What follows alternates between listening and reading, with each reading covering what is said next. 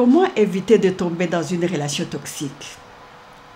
Comme vous le savez, je parle des sujets, mais aussi je viens avec des solutions et je donne des stratégies. Alors pour la relation toxique, je vous donne 5 stratégies. La première stratégie qu'il faut mettre en place, c'est de reconnaître les signes. Reconnaître les signes que cette personne amène dans votre vie de la toxicité, qu'elle amène du poison dans votre vie. Alors comment est-ce que vous allez le remarquer? Vous allez le remarquer par une personne qui est toujours en train de critiquer l'autre.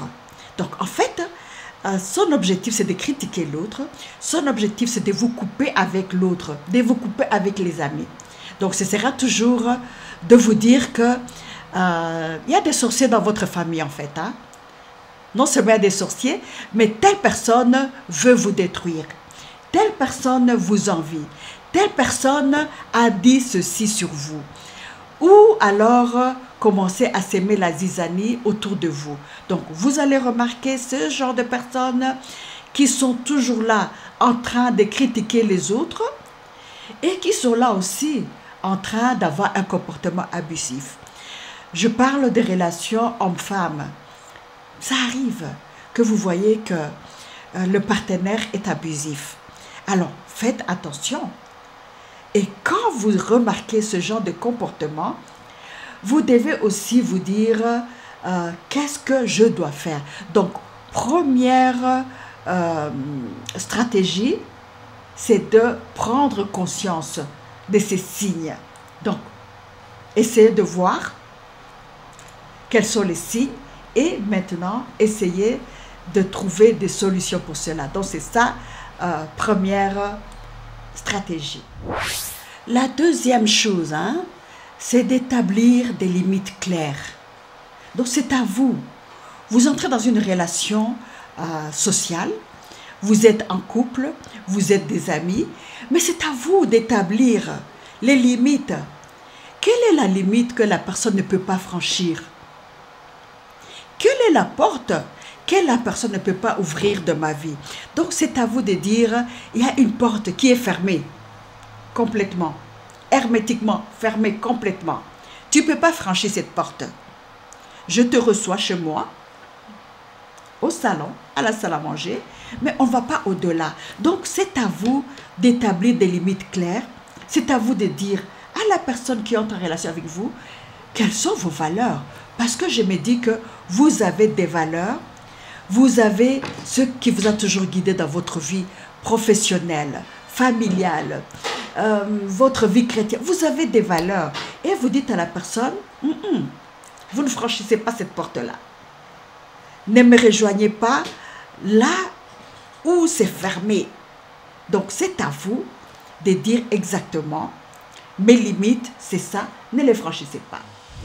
Troisième stratégie, apprendre à dire non. Je sais, c'est vrai qu'on nous a éduqués depuis notre tendre enfance à dire oui. Et parfois nous grandissons avec la bonté que les parents ont mis en nous, dire toujours non. Mais dans la vie d'adulte, le oui peut être pris pour une faiblesse. Alors, on a appris à dire oui pour donner le bonbon à ma petite soeur ou à mon petit frère. Mais maintenant, dans la vie d'adulte, il y a des personnes qui veulent en abuser. Alors, apprendre à dire non. On veut vous amener à un endroit où vous ne voulez pas aller selon vos valeurs. Dites non. Ayez le courage. C'est vrai que ça prend du courage de dire non. Mais nous allons aussi arriver à cela où on doit avoir ce courage de dire non. On veut vous amener où vous ne voulez pas aller. On veut vous conduire dans un endroit qui ne vous plaît pas, qui ne répond pas à vos valeurs. Dites non. On veut faire un programme pour vous qui ne répond pas à ce que vous aviez prévu pour votre journée. Dites non. Donc, apprendre à dire non. Dans mon cas, pratiquement, je ne disais plus non. Vous imaginez un peu ça? Et ça arrive. Donc, apprendre à dire non. Le quatrième point, s'éloigner progressivement. Donc, on a pu ouvrir les yeux. On a pu comprendre que cette relation est en train de me tirer vers le bas. On a compris que je n'avance pas. Au contraire, je suis en train de reculer. Alors, une fois qu'on a fait l'analyse et on s'est dit, mais cette relation, elle m'amène quoi exactement? Au contraire, ça me tire vers le bas. Alors, il faut s'éloigner progressivement. Et ce n'est pas facile, hein? Là, je suis d'accord avec vous. Quand vous êtes entré dans une relation avec une personne pendant plusieurs mois, années, parfois ça devient difficile, hein? Dans mon cas, j'avais ouvert le cœur à la copine. Et je savais que il y a des choses qu'elle connaissait de moi, des choses profondes. Et je me suis posé des questions en me disant, mais elle maîtrise ma vie. Donc maintenant, il fallait balancer en me disant, si je m'éloigne d'elle, peut-être qu'elle peut utiliser ce qu'elle connaît de moi. Mais il faut avoir le courage en disant, même ce qu'elle connaît de moi, c'est quelque chose qui ne va pas me faire honte. C'est quelque chose qui ne va pas me créer des problèmes dans la communauté. Donc, c'est pour dire aussi, hein, quand on s'épanche, nous avons tous des amis, hein, gardez toujours une porte secrète pour vous. Donc, c'est pour dire que même si je me penchais vers elle, il y a des choses qu'elle ne connaissait pas de moi. Donc, apprenez à dire des choses, même si la personne les révèle quelque temps plus tard, mais vous savez que je suis toujours protégée. Alors, dans mon cas, je pouvais vraiment m'éloigner en me disant, même si elle connaît beaucoup de choses de moi, il y a une porte secrète qu'elle ne connaît pas. Alors, apprenez à vous éloigner progressivement. Et c'est ce que j'ai fait. Le 5e point, éviter les justifications. En fait, il arrive qu'on commence à justifier ce genre de comportement, être dans ce genre de relation. Dans mon cas, je me justifiais en me disant, je suis seule. Donc, c'était ça ma justification. Je suis seule, je n'ai pas d'amis, je ne connais personne. Donc, c'était ça ma justification. Je ne cherchais pas à savoir ce qu'il y avait autour de moi. Donc, c'était ma justification. Donc, elle est là pour moi, donc je n'ai qu'elle. Ce qui était faux. Alors, dans ce genre de relation, souvent, on justifie l'autre en disant, donc je me justifiais d'abord, et puis j'ai justifié l'autre en disant, peut-être elle a ce comportement, c'est pour me protéger. Donc, j'ai justifié, hein, en me disant, elle me justifie de la méchanceté qu'il y a autour de nous. Vous comprenez? Et nous tous, nous arrivons à ce genre de raisonnement en essayant de justifier l'injustifiable. Donc, ce n'est pas nécessaire de rester dans une relation parce qu'on s'est dit, c'est ma faute ou l'autre veut me protéger. Donc, comme je vous l'ai dit, j'ai pris mes distances. C'est ce que j'ai fait. C'était le 5e point que je voulais partager avec vous. Étant passé dans ce genre de relation, hein, je dois vous dire que ce n'est pas facile. Hein?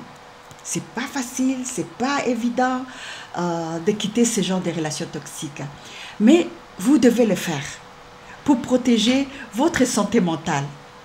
Vous allez réaliser que en restant dans cette relation, c'est votre santé mentale qui est en train de dépérir.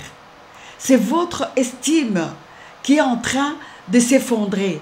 Vous devenez pratiquement une loque là, dépendre d'une autre personne. Donc c'est pour vous dire que c'est pas facile, mais c'est nécessaire. Et sachez qu'en prenant ce genre de décision, hein, qui parfois peut être difficile, vous allez vivre une vie épanouie. Une vie où vous découvrez la vraie moi, la vraie personne intérieure qui est cachée en vous. Pas la personne que l'autre vous montre. Vous la découvrez parce que vous allez dire, je suis avec des personnes qui m'acceptent tel que je suis.